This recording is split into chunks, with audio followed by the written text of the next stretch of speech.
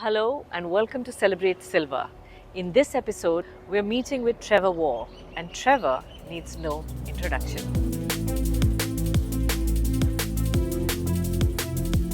I guess I would call myself a creative.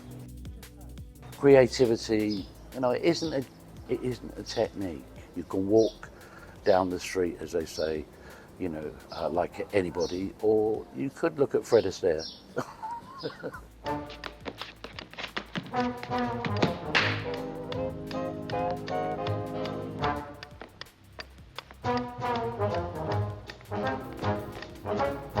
There was a feeling in me at a very early age, as far back as I can remember, that was what I was going to do. Later on, when I couldn't earn a living as an artist and I was struggling, my mother had a conversation with me about when she was pregnant. I've never said this before, this is personal, okay?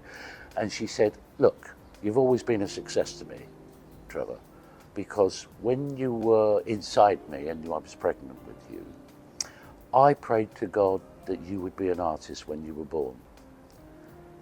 And I said, please, you're just telling me that to make me feel better. No, I'm not.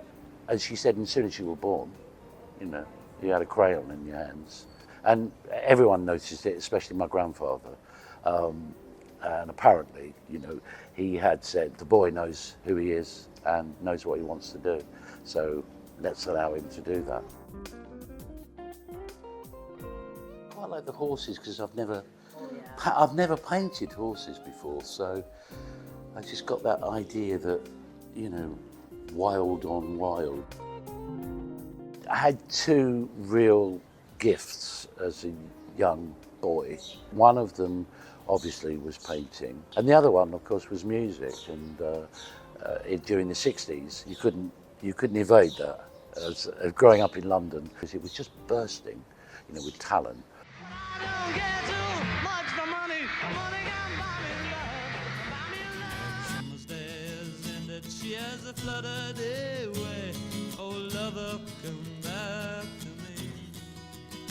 And there was a period where I entered the music profession because I was a pretty good musician. And I spent most of my time doing that. But I'd never been so miserable because I took myself away from my painting. And then I was much happier when I was scribbling, but broke, So I had to do something about that. I had to reconcile the two areas that are most difficult for an artist, and that is art for art's sake, but money for goodness sake.